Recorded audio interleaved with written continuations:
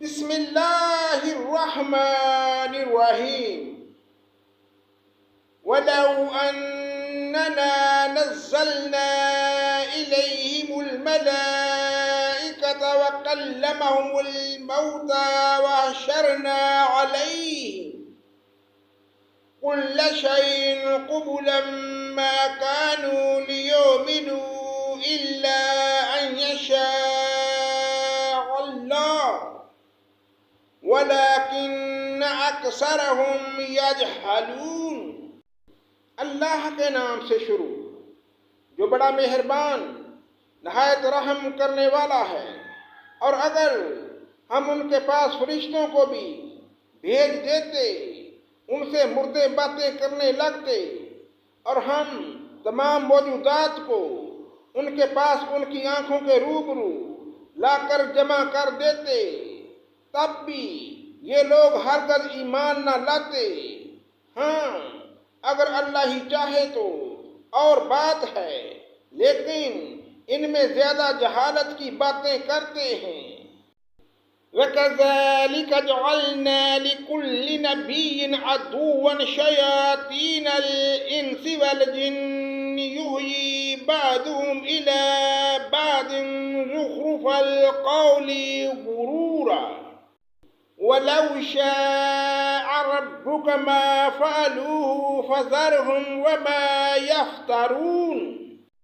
اور اسی طرح ہم نے ہر نبی کے دشمن بہت سے شیطان پیدا کیے تھے، کچھ آدمی اور کچھ جن، جن میں سے بعض بعضوں کو چکنی چیڑی باتوں کا وسوسہ ڈالتے رہتے تھے تاکہ ان کو دھوکہ میں ڈال دیں۔ اور اگر اللہ تعالیٰ چاہتا تو یہ ایسے کام نہ کر سکتے۔ سو ان لوگوں کو اور جو کچھ یہ الزام تراشی کر رہے ہیں اس کو آپ رہنے دیجئے۔ وَلِتَصْغَى إِلَيْهِ أَفْئِدَةُ الَّذِينَ لَا يُؤْمِنُونَ بِالْآخِرَةِ وَلِيَرْضَوْهُ وَلِيَقْتَرِفُوا مَا هُمْ مُقْتَرِفُونَ۔ اور تاکہ اس طرف ان لوگوں کے دل مائل ہو جائیں جو آخرت پر یقین نہیں رکھتے، اور تاکہ اس کو پسند کر لیں اور مرتکب ہو جائیں ان امور کے جن کے وہ مرتکب ہوئے تھے۔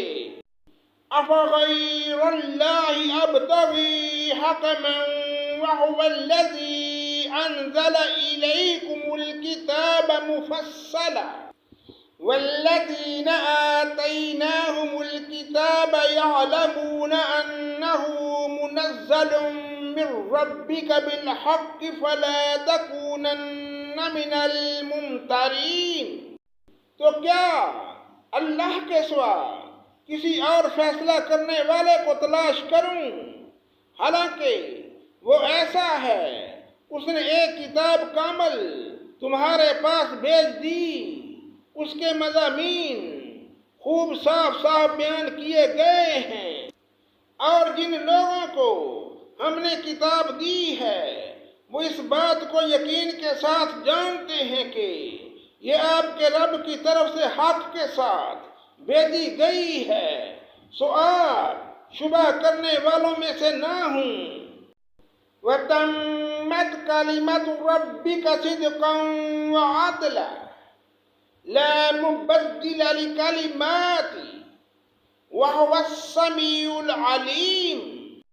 آپ کے رب کا کلام سچائی اور انصاف کے اعتبار سے کامل ہے، اس کلام کا کوئی بنانے والا نہیں، اور وہ خوب سننے والا اور جاننے والا ہے۔ وَإِن تُطِعْ أَكْثَرَ مَنْ فِي الْأَرْضِ يُضِلُّوكَ عَنْ سَبِيلِ اللَّهِ إِن يَتَّبِعُونَ إِلَّا الظَّنَّ وَإِنْ هُمْ إِلَّا يَخْرُصُونَ۔ اور دنیا میں زیادہ لوگ ایسے ہیں کہ اگر آپ ان کا کہنا ماننے لگے تو آپ کو اللہ کی راہ سے بے راہ کر دیں، محض بے اصل خیالات پر چلتے ہیں اور بالکل کیسی باتیں کرتے ہیں۔ ان ربک هو اعلم من يضل عن سبیلی وهو اعلم بالمہتدین۔ بالیقین آپ کا رب ان کو خوب جانتا ہے، اور جو اس کی راہ سے بے راہ ہو جاتا ہے، اور وہ ان کو بھی خوب جانتا ہے جو اس کی راہ پر چلتے ہیں۔ فَكُلُوا مِمَّا ذُكِرَ اسْمُ اللَّهِ عَلَيْهِ إِن كُنتُم بِآيَاتِهِ مُؤْمِنِينَ۔ جس جانور پر اللہ کا نام لیا جائے اس میں سے کھاؤ اگر تم اس کے احکام پر ایمان رکھتے ہو۔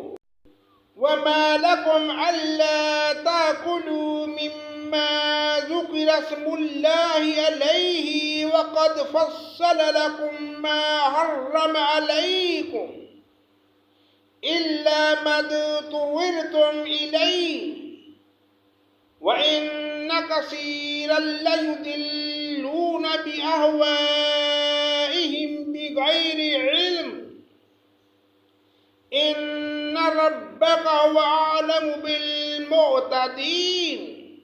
اور آخر کیا وجہ ہے کہ تم ایسے جانور میں سے نہ کھاؤ جس پر اللہ کا نام لیا گیا ہو، حالانکہ اللہ تعالیٰ نے ان سب جانوروں کی تفصیل بتا دی ہے جن کو تم پر حرام کیا ہے، مگر وہ بھی جب تمہیں سخت ضرورت پڑ جائے تو حلال ہے۔ اور یہ یقینی بات ہے کہ بہت سے آدمی اپنے خیالات پر بلا کسی سند کے گمراہ کرتے ہیں۔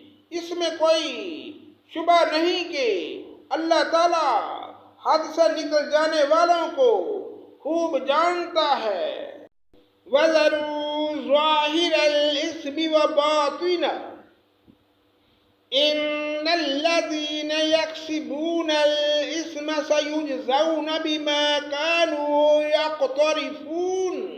اور تم ظاہری گناہ کو بھی چھوڑ دو اور باطنی گناہ کو بھی چھوڑ دو، بلا شبہ جو لوگ گناہ کر رہے ہیں ان کو ان کے کیے کی ان قریب سزا ملے گی۔ صدق اللہ مولانا العظیم۔